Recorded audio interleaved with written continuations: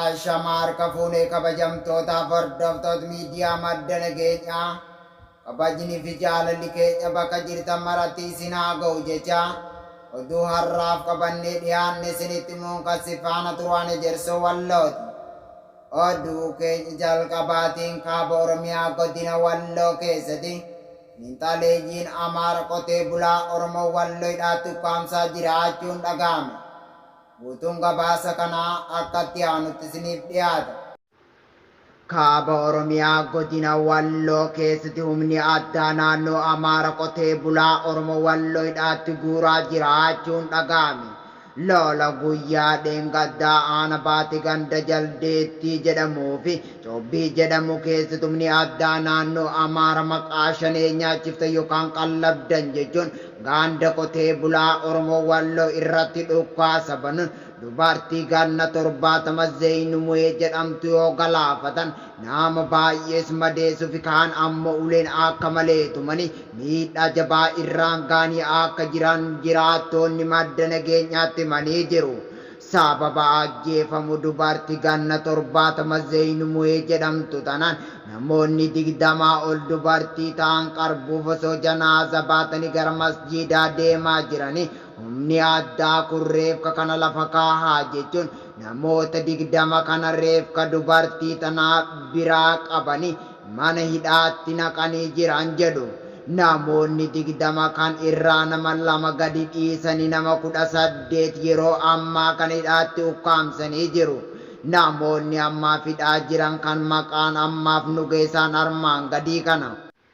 Ganda Qilahaa irraa Adam Said Ahmad Indiris Muhee Ahmad Alwaa Abduu Muhaddiin Saaniyyee Adam Hiddee Daa'id kan jedhaman yoo ta'u ganda jaldeettii jedhamtu irraa Hussein Adam Abduu Ali Muhammad Indiris Adam Sayyew Muhee Hasan Muhee Sayyidee Hussein Abdallah Ahmed Said Somaduu Adam Faante Yusuf namoota jedhamanidha. Namoonni kun yeroo ammaa kana waa facaafatan yoo ta'u maqaa Abaa'oo Shanee jedhamuun qonna isaanii irraa qabamanii hidhamanii jiru. Yeroon kun kan waa facaafatan ta'ullee humna addaa naannoo Amaaraatiin hidhamanii ooyiruu isaanii osoo hin facaafatin bulee jira jedhu jiraattonni madda nageenyaatti himan. Kun osoo akka kanaan jiru ammas baay'inaan humni dabalataan garasitti faamaa jira. Mana qotee bulaa naamusa tokko malee kan sakatta'aa jiru. Kaan ammoo walgahii kottaa jechuun uummata muka jala oolshaa akka jiran dubbatu maddi keenya garasii gabaasanuuf laate. Addi bilisummaa Oromoo waraanni Oromiyaa irratti labsamuun akkaan isa yaaddessee jiraachuu beeksise. Bal'ina isaa Abdallaa Miwaan qindeeffate qaba. Addi bilisummaa Oromoo waraanni Oromiyaa irratti labsanii akkaan isa yaaddessuu beeksise. ABO'n ibsa har'a baase. Pireezidaantoonni naannolee Amaaraa fi Oromiyaa keessatti waraana waloon adeemsuuf akka jedhan ifa taasisuu yaadachiise. Waliigaltee mootummoota naannolee lameenii hordofee konkolaattonni waraana raayyaa ittisa biyyaa loltoota hidhannoo jabaa hidhatan fe'uun kallattiiwwan garaagaraatiin naannoo Amaaraa fi Oromiyaa seenuu ABO'n himeetii jira. Tarkaanfiin akka kanaa hedduun amma dura fudhatamanis bu'aa hin finne kan jedhe ABO'n inumaa kan kanaan miidhame uummata nagaatii jedhe.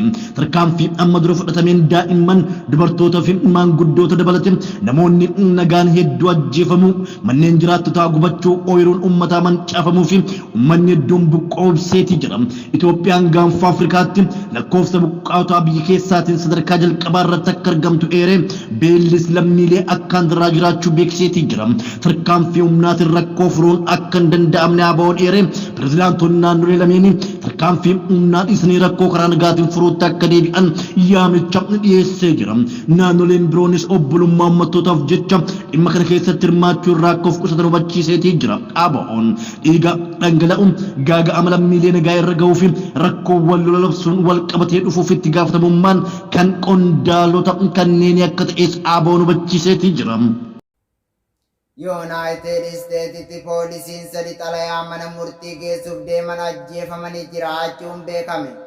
United States kutaa bulchiinsa Kentucky keessatti poolisoonni sadi xalayaa mana murtii namni matame akka dhiyaatuuf geessuuf deeman ajjeefamanii poolisoonni kunneen nama mana keessatti okkora uumeera jedhamee manni irratti baname mana murtiitti akka dhiyaatuuf yeroo ajaja qabatanii dhaqan ture rasaasa itti dhukaafameen kan ajjeefamanii poolisiin shakkamaa umuriin isaa waggaa 49 ta'e miseensota isaatti dhukaasee ajjeese kana to'annoo jala oolcheera ajajaan poolisii Florida John Hunt poolisoonni yeroo mana shakkamaa kana gahanitti wanti isaan mudate ibidda ol waan fakkaatudha jechuun ibsani dhukaasa shakkamaan kun raawwateen poolisoota ajjeefaman sadiin alatti namoonni 4 biroon madaa'aniiru poolisoonni rasaasatti dhukaafameen ajjeefaman kaapiteen Raafil Freezer itti gaafatamaa itti aanaa poolisii William Petrii fi Jaakob Chaafins turani haliilla kana sareen poolisiin ajjeefame Jaakob jedhamu qabatee ture K9 Dragon jedhamus ajjeefameera kaapiteen Freezer waajjira poolisii Kentucky keessa waggoota 39